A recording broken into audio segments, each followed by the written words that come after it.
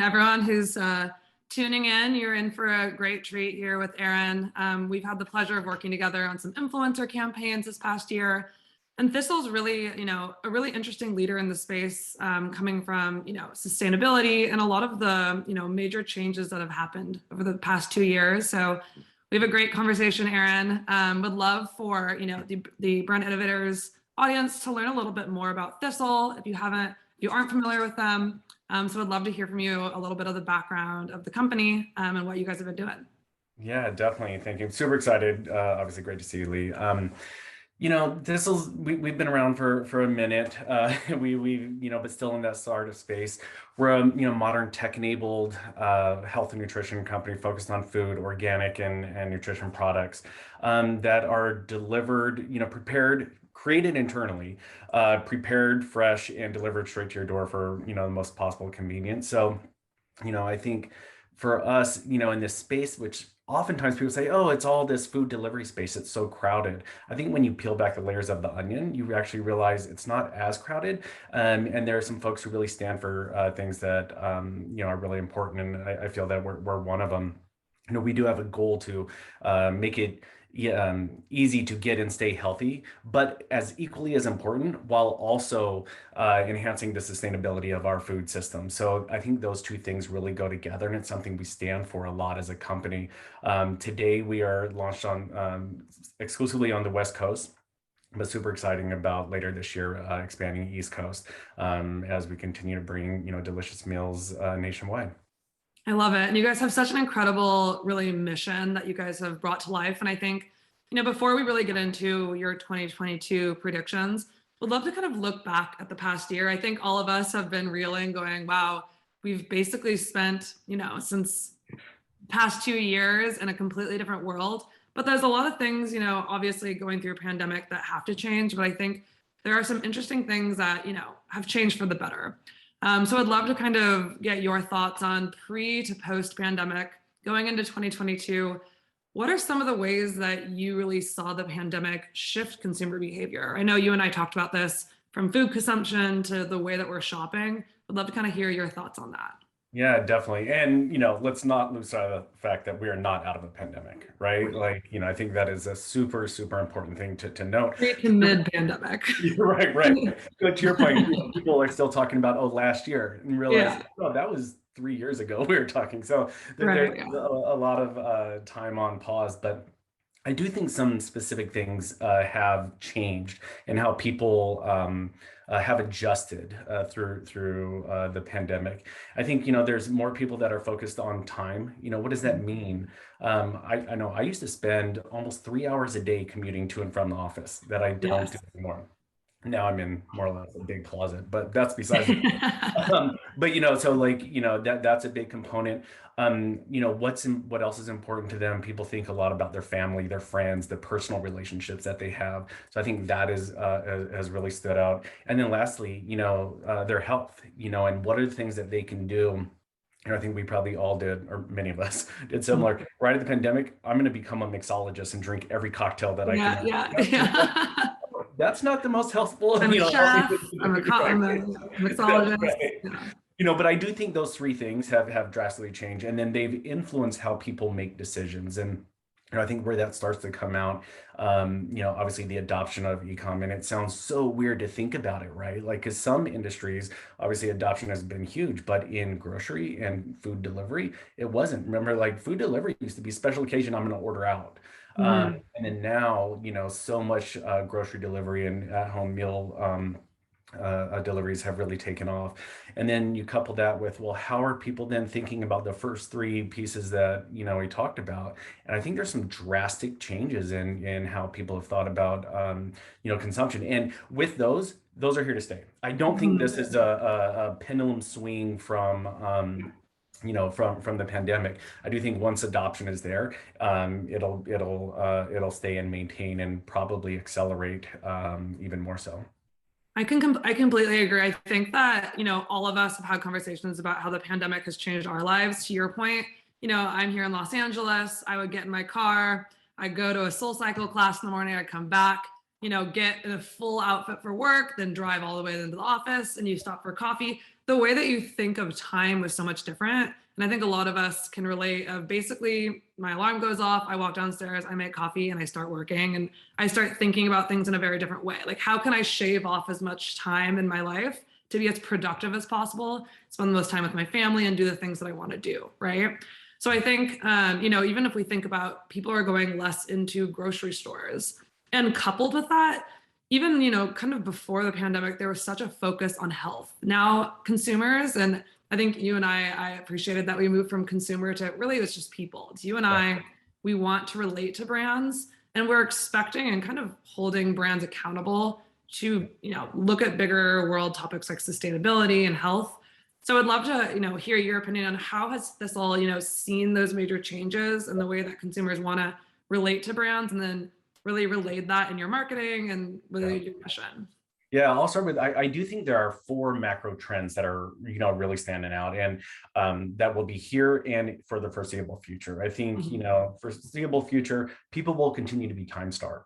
And in being time starved, they need to find solutions that can actually help them carve out minutes through the day. Like you were talking about prepping food. I read a study that average American spends 52 minutes a day just on prep, cooking, and cleaning dinner. So like if you can take those sections out, that's a big deal. I think a second macro trend, people continue to focus on their health. We talked a bit about that. And that could be in a bunch of different ways. How do I stay fit? How do I eat better? And as it parlays to rolls into the eat better, I do think people have an appreciation that, we should probably eat less meat, from a health perspective. Not suggesting everyone is going vegan, vegetarian. Flexitarian is at a very, center of how people think about their daily diets.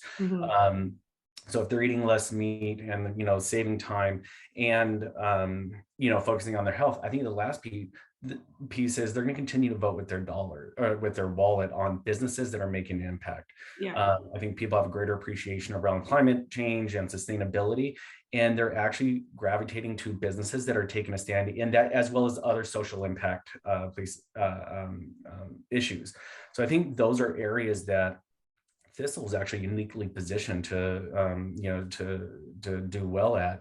From a little bit more about the founding story, we were founded by an amazing husband and wife team, where Ash, our CEO, co-founder, came from a family of doctors that have been fighting early onset diseases caused by diet. Shiri has her PhD in environmental sciences. She has been fighting, how do you want to make the biggest impact on the climate? Both of them come to the same conclusion. Well, modern diet with its over reliance on meat, is the issue. And if we eat less meat, we actually help drive both those impacts down. So I think if that's at the core of what we do and these macro trends are there, I'm really excited about what Thistle's doing and, where we can go in 2022 and well beyond. Yeah, definitely. And you guys are really at the center of it. I think too, in terms of those macro trends, you look at really there's been a new platform for holistic health, right? Whether it's mental health, whether it's the health of the earth and how everything that we do as consumers or people really make an impact. And I think, brands again are just being held accountable for these. So I think, of course, as Thistle, you're really at the heart of it. As you think about some of the other brands who are having to kind of pivot these past 2 years, do you have some advice on, how they can lean into these macro trends and stay nimble enough to be able to pivot? I think that's a very big question, but such an important one, right? And almost even what is the point of the brand, and how do you, maybe this starts to flow to, well, what is 22 and beyond from a prediction standpoint? I think as Laura was just saying, the things that are really important are, focusing on brand purpose and data. And I fully agree with that. I will add, or maybe augment a little bit of those. How do you provide value? To your customer. And I think the brands that are giving themselves permission to adapt to today's marketplace are always trying to find ways to add value. And value doesn't have to be, how do you have the lowest price, or how do you have the biggest discount, or how do you have whatever. Remember, was it just a couple of weeks ago when Spotify was all over the news because they, Adele asked, I work hard on how this record is lined up. Don't shuffle it, right? And then Spotify created value by allowing people to start, listening to an album without it being on shuffle. So, and I'm using that as an example, like that's not the game changer of the world, but adding value doesn't have to be some outsized craziness that, we need crazy budget in order to do that. Yeah. Understanding what your customers are looking for, respect them as people, and figure out what they actually, want more of and what they really want less of, right? And I think if you understand that and actually listen and hear what they're saying, you'll give yourself permission to go after those, if you call them pivots, but adjustments in the business. Yeah, no, I love everything you're saying. And I think one of the conversations we had earlier was really, at the end of the day, it all comes down to understanding your audience, their values and needs, and really the conversations that they're having, right? So like Spotify is a good example, right? So like consumers, they love their artists, they're big fans, they want to interact with them in a meaningful way. Same thing with, any sort of brand, right? So it's really about what you mentioned, storytelling. So I'd love to understand, how are you identifying Thistle's audience and understanding their values and needs? So that's really like the piece A. And then, we can talk about how do we create content and marketing that's really going to resonate with them. I think the probably upside of the last 10 years is thinking you knew your customer because you had all these data sets, made marketing, I'll just call it simple or easy. And I think now you have to really elevate that and, really show appreciation, respect. I think zero-party data is a big deal for us at Thistle. You sign up, you go through this onboarding flow. We are asking you for a bunch of information that we're not getting from third-party data sets. But then we actually understand, what are you looking for? Oh, Leigh likes, these things. So how do we create more of that for Leigh and for people like Leigh, right? We don't hit them with another email. I think this is something that all marketers need to appreciate more. We don't hit them with another ad. These are people, I think we were taught young, you don't hit people. Yeah.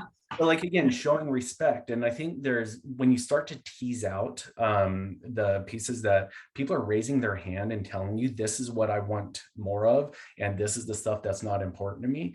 And then if you actually then respond and give them the value that they're looking for, then they reward you with lifetime value, right? So, I think that's the component.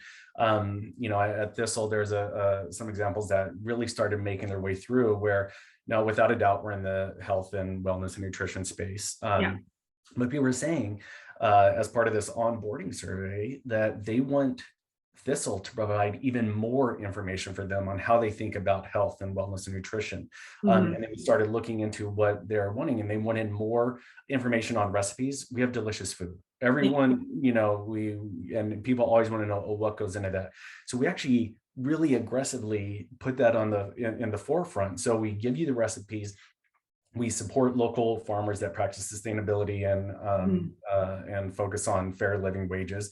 We tell you where where the ingredients are coming from. So all these pieces of, what is the food that you're eating, know where your food comes from, kind of thing. Yeah. Put that at the forefront, and we share that with customers, and they found great value in that. Another part was, customers are always looking for ways to get fit and stay healthy. So as part of that, what we launched was a nutrition coaching program for new customers that come on board to make sure they're getting set up correctly and understand Thistle fits into a whole bunch of these areas of part of their overall wellness journey. And then it's, finding these other pieces around just general fitness content, right? So I think, it's those examples where we asked with respect, and then people give us the answer, and then we reward them by providing the information they're looking for. It's not just, some folks will ask 1,000 questions and never even, give you back the information you're looking for. We're not in that. We make sure that we try to package it and put it back for the customers in a way that creates value for them. Yeah, definitely. And it's really just about storytelling, right? So figuring out, again, like that data and making it seem accessible and relatable. Also, I think something about you guys as well is just the beauty of the food. Like really, it's not only healthy, which of course everyone is prioritizing, but I will admit I'm a sucker for good packaging, and you guys have done it amazingly well. So would love to kind of hear, what platforms have you been leaning into this past year? And what do you think you're really going to look into, coming 2022, as everything is moving so quickly, how have you guys kind of like looked at platforms and identified which ones are the best for Thistle and reaching your audience? Yeah, and I'll caveat everything. We do a lot of things really well, and there's a lot of things we're still trying to figure out every day, right? Like, and so, to make sure we all feel like we're all trying to do hard things, right? So, and if Yeah. anyone says they got to figure it out, they're probably about to get past because no one has it figured out. For us, we're in a DTC space, so we're in your standard marketing stack of the standard digital places. We're not on TV yet. One challenge I can talk about is from a content creation. We don't have tons of video. So getting behind that on, whether any sort of like OTT or terrestrial, whatever we want to look at, we're not big there yet. But one thing has been interesting, like direct mail has made a comeback. SMS continues to be a big deal. But I'll put a couple sort of caveats there. I think direct mail works because it has 100% open rate, right? Yeah. SMS works because it has 100% open rate, and I think those things that how do you actually break through the noise and how do you actually get the attention of the customer are definitely going to help, get through that.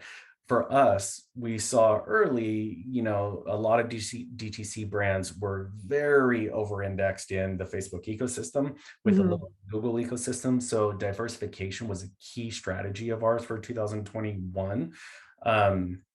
And so when all the iOS updates started changing from a targeting perspective, fortunately, we're a little bit ahead of the curve from a diversification there. So we weren't overly reliant on any one partner.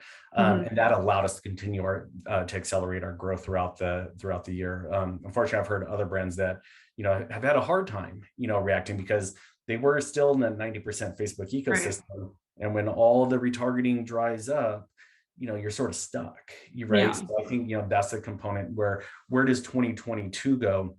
It's continued diversification, but the balance for marketers, right? For advertisers is how do you make sure the next dollar spent is more efficient than the previous dollar? Yeah. So, in order to make tests, you have to make bets. And that's the job that marketers are in, be more curious than everyone else. So then where do I think the next highest level impact from that dollar spent is going to be? So we'll continue to find diversification.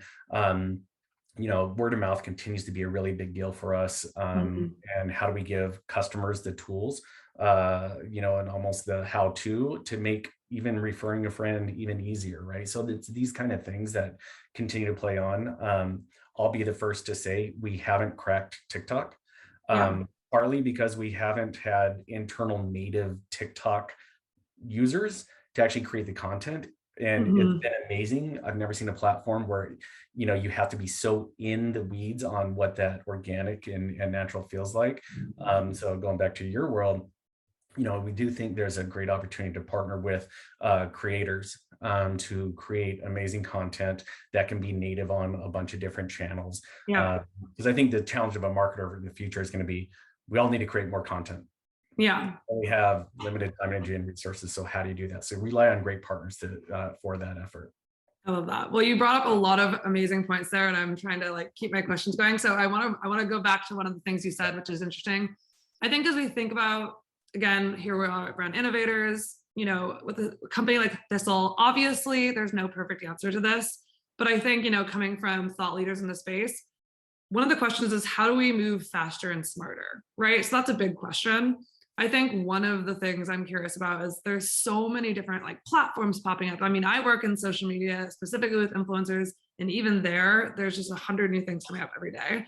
Yeah. So from your perspective, how are you, is it, hiring people who are experts in different fields? How are you staying on top of everything that's coming out so quickly? Obviously you can't do everything all at once, but staying diversified, I think, is a really important piece that you mentioned. I'm curious your perspective on how you try to stay ahead of the curve. I mean, I think the last word you said, you just have to be curious, so you got to read all the things, you got to interact in all the places. And I think, the main thing is, from my point of view, and I could be totally wrong on this, instead of trying to do 50 things, okay, how do you do a few things really well, right? So you won't find a spread, super thin in a whole bunch of categories, fingers crossed and hoping that, something can work out. But how do you give yourself permission to actually put a real test in place in some channel or category and things like that? Mhm. So I think those are the components. And then as you're working with content creators, both internally and externally, find out where they're native, right? Mhm. And, if they do have this outsized influence in, this Facebook group, well, give them the ability to talk through there versus someone else who's a TikTok content creator versus someone who's like Mhm. just in reels or someone who is on a YouTube vlogger. I think it's figuring out what is native to them and Yeah. then give them the power. I think going back to make sure they understand what the brand stands for and what we're about and where we're trying to provide value, but then give them the freedom to talk about it, right, in a way that's natural to them. Mhm. I think the idea historically used to be, the spokesperson type, and here's the 5 things. I think you should guide people, but then give them freedom to create in their own voice.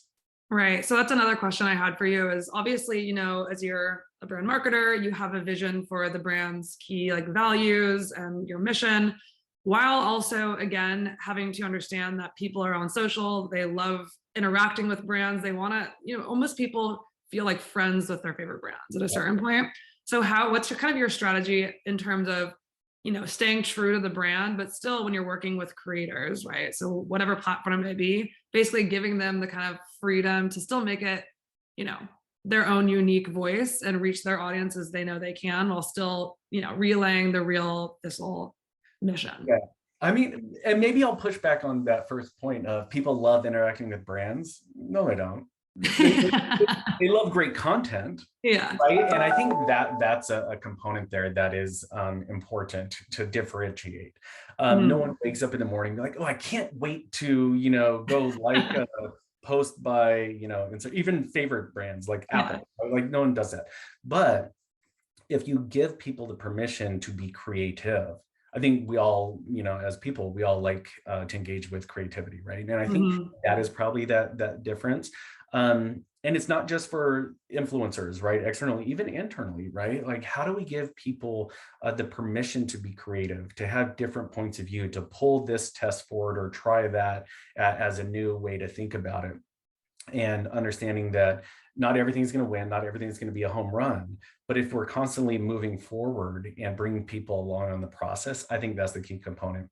Going Mhm. back to like, what does the brand stand for? At Thistle, and this is something that I think we're challenged with, and all brands is we all stand for all these amazing things, Mhm. but what's most important to get someone to try the product, right? And for us, people have to know we have delicious food. And we're lucky because since we are plant forward and the whole concept of eat the rainbow, every meal is gorgeous, Mhm. right? So we have to make sure that that is front and center. And then, from a hierarchy, oh, and it's super convenient, Yeah. that's pretty amazing. Oh, and you're also going to be healthy. And then lastly, and we stand for something that's bigger, right? Whereas if you readjust that hierarchy, if you lead with healthy, consumers going to assume, oh, it doesn't taste good, Yeah. right? Or if you lead with plant forward, well, wait, I don't want to be vegan. Why would Yeah. that's not for me, right? So understanding the hierarchy is, I think, super important, and then bringing people along on that conversation is key to helping that brand essence come through. Definitely. And you mentioned the importance of content. I think that was a very good point to make. It's not like people are chomping at the bit to go like all their brands' different content that's coming out. But I think because content has become so engaging, as you mentioned, like TikTok, it's not the easiest code to crack, but everyone kind of knows they have to be on it. Would love to kind of hear your perspective of the explosion of short form video and how do you think it's really gonna make an impact next year from an industry standpoint, and how it's impacted your plans moving into next year. Um, Let me see. I'll say y- the challenge with needing to have so much content, and it's always has to be created, is very real, Hmm. right? So I think that is a key component, and then understanding this short form videos live in all different places, I think is super interesting. One thing to note though, from an advertising perspective, we've actually had tons of success with still images. Mhm. right? I think if we all as marketers think back to one of our key marketing partners, Facebook said, no, you need more video. So we all started chasing all this video, Yeah. right? And then there's, interesting output in the data saying, well, was that really necessary or not? So I think even in that, we need to give ourselves permission to sort of question the prevailing thought of what needs to be done. So I'll put that just from advertising. But then, yeah, as you want to tell this brand story, I think Mhm. how are you present in a bunch of different platforms with native, call it programming, and I think that's the component of being reliant upon creators to help you Mhm. get there. Because I think unless you have giant budgets with tons of headcount, it's going to be really hard to be able to, in reality, churn out enough. And Right. as a brand, you don't want to just be churning out content, right? Like you want to, take time and put only high quality, amazing things. Yep. I think the difference is consumers, what's high quality and amazing looks and feels very different to every individual person. I think then that is why having a bunch of short form video content created all the time is quite important, because there's so many audiences looking for so many different types of information that bringing them along and providing them what they're looking for is going to be super important. Definitely. And I think that's something, a conversation, my team has a lot. We talk with our clients is really understanding again the audience. So demographically, who are they? Psychographically, what do they care about? And what content are they already engaging with? Right. So there's gonna be different, like you mentioned, like maybe your yogis like one thing versus some people who are just all about sustainability versus the vegans, right? So how do we craft our content in a way that really resonates with them and in the most significant way? And With speaking of that, that, I'm go sorry, just ahead. with that. And then when you package that, I think in the world of yesterday, then we would go try to target these audiences and show this content to them. I think if you give permission to the creator to Mhm. do what's natural for their audience, it's already defined who um, uh, the the customer is going to be, right? And I think that is also a key component of understanding of your customer can be extremely narrow if you force it to be extremely narrow, Yeah. or your customer base can be quite broad, and appreciating that the old adage of demographics has shifted. It's much more important to be around psychographics, and then from there each of these creators have their own audiences, and then how do you promote more to their audiences? You might be surprised at where your customer base can go. 100%. I agree. And I think we've talked a lot about creators and how they really obviously help from a content standpoint and creating really beautiful content. As you think about, I mean, I've been working in the influencer industry for about 5 years now. How have you seen like the role of influencers and ambassadors change over the past couple of years, and where do you see it going? Obviously it changes so fast, and there's TikTok, there's Meta, there's all these things that are coming out. It feels like the world's becoming very digital, but I'm curious your thoughts on where kind of the roles of influencers and these content creators is going to go. Yeah, I one thing I am excited about and appreciating, I think 5 years ago, it was all about, Kardashian or Chrissy Teigen Yeah. type. That's what an influencer is. And then you started going down to these, we call them whatever, key opinion leaders.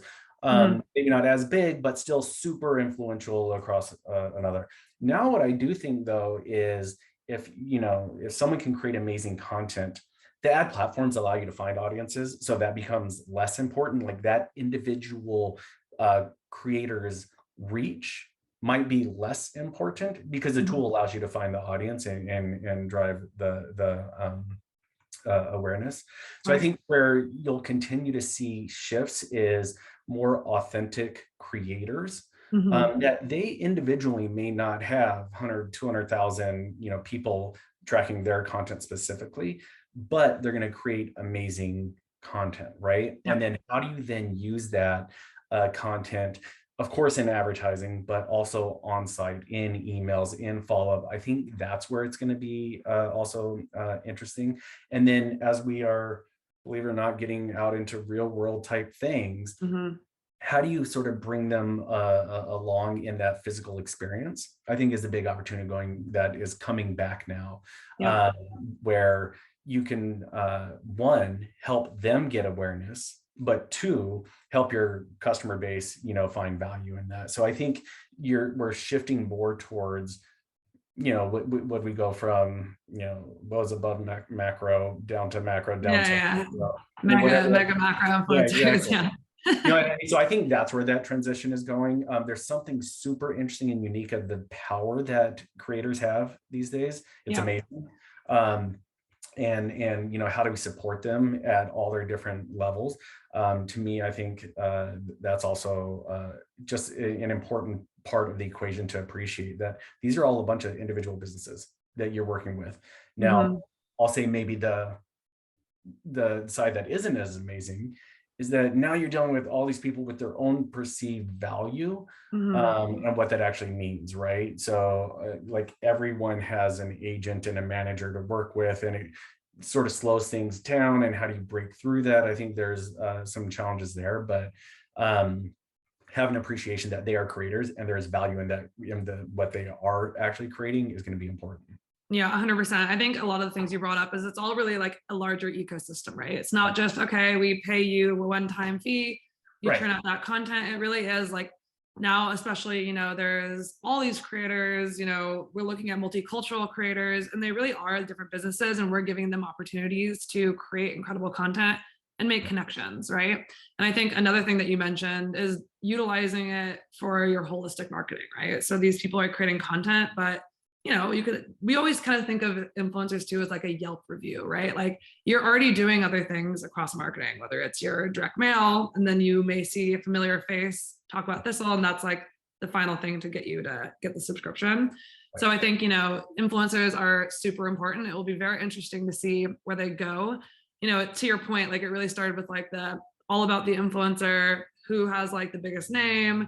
Now it's really all about, okay, who has high quality content and reaches our audience, and how can we use data to utilize them best and create real partnerships, right?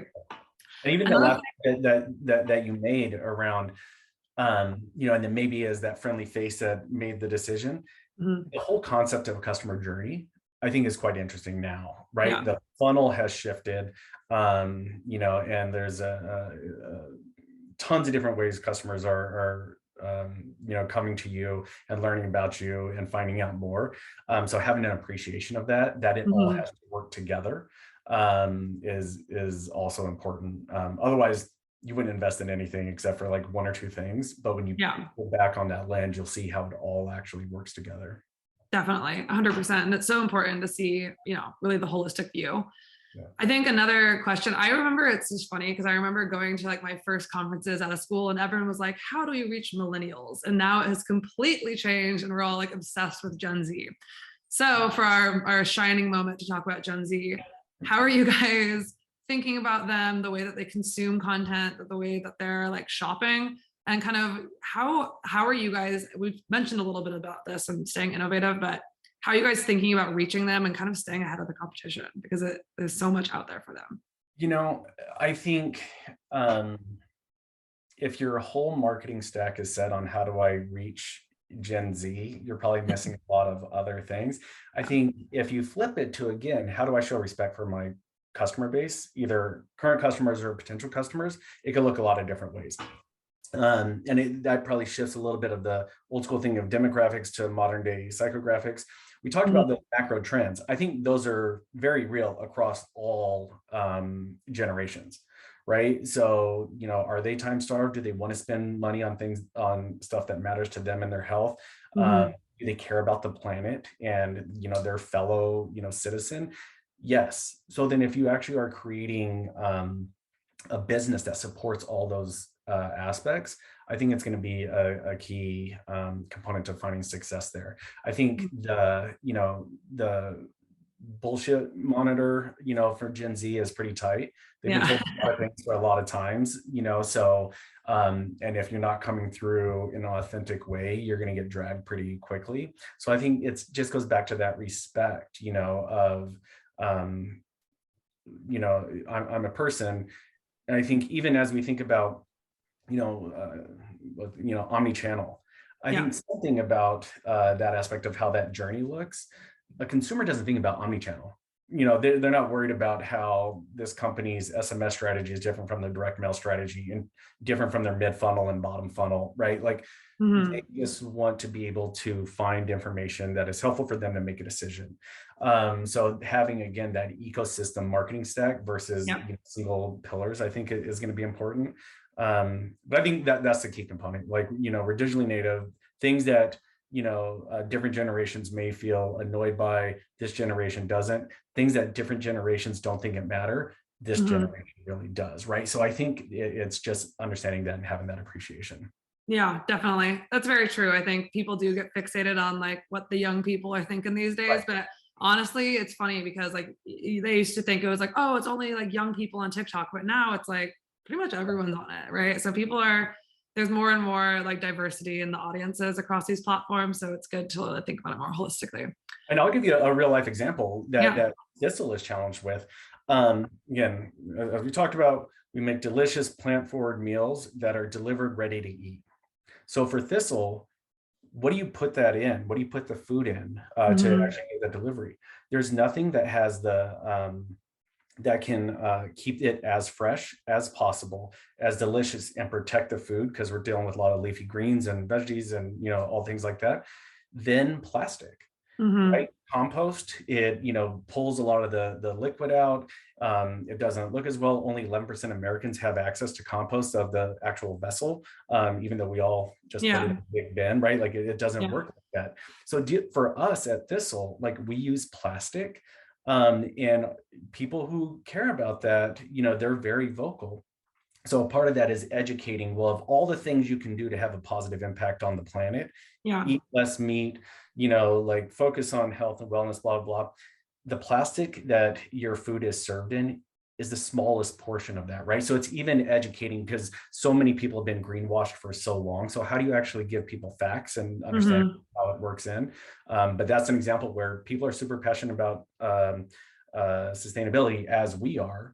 But how do you bring them along on some of the decisions you make as a business? Yeah, no, I love that. And it kind of leads into my next question. And we can think about this either in terms of like sustainability in the industry that you're really in, or really just marketers in general, given a lot of the challenges we face are the same no matter what vertical we're in.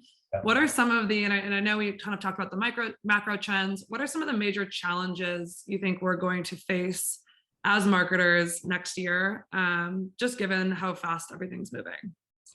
I'm sure it's different for different businesses and different businesses of different sizes. For example, I think all of us in marketing were probably a little shocked by the CPMs that the digital space was seeing, really starting early in November. And then a big part of that, you had all these legacy companies that used to just rely on foot traffic, now had to drive e-com traffic. So they dumped so much budget into the digital space, which drove CPMs up, right? So I think as marketers, it goes back to, how do you actually show the most respect for your best, proponents, ambassadors, which is your customers? And then how do you give them outsized value to make sure that they are having an amazing experience that they can tell friends about, right? So I'm breaking through that. I think an additional challenge, for marketers is going to be, to your point, how do you balance I need to move quickly, get things out, because we're all, limited time, energy, and resources but I also need to be super proud about what I am putting out in the marketplace. And then probably the last one is, how do you balance everything that's going on in society? Right? Like as brands, I used to think that brands had an opportunity to stand up for what they believe in. Now I think brands have a responsibility to stand up for what they believe in. And how do you make sure you're using, as a brand, your platform to, actually raise awareness for things that you're interested, that you're passionate about? And risk, at some point, you're going to piss a bunch of people off, with the whole, stay in your lane mindset. So as a brand, you need to embrace that. This is what we care about. This is why it's important. And this is what, why we will continue to, put our dollars and efforts in this area. But I think those three things are probably going to be a continued challenge for marketers. Yeah, 100%. I love, and that final point too is something that I think is really interesting over the past couple of years, just given all the social movements and crazy politics we've gone through. It's really been like brands are being held accountable to take a stand on these topics. One thing given Thistle obviously is a company that's surrounded around health, wellness, sustainability, what to you is the most important thing about creating a company culture that really embodies that for your employees and your consumers? Like, what are some of the most important things that embody that for you guys? I mean, for us, one, I'll say I think we have a pretty amazing culture. I think it starts with, do you respect the person that you're working with, right? Mhm. It's very big. We can't have fiefdoms, which I think used to be how siloed approaches to work comes along. But you need to respect the person, what they stand for, and make sure they feel comfortable showing up as themselves, Mhm. right? One thing I think has been interesting as we've all been in these Zoom boxes. Yeah. Um, where I think you are seeing people being more themselves. We all don't have to get super dressed up every morning to go sit at a desk all day, right? Like I think you're seeing people's more natural Yeah. selves come through. But I think a key component of this is how do we make sure that everything isn't transactional? And I Yeah. think that's a challenge we have in this Zoom environment. So how do we set aside time to make sure that, I'm getting to know you, Leigh, as a person, Mhm. what you do outside the office, what gets you excited? Because those small, water cooler conversations aren't happening right now. Yeah. And how do we make sure that they do?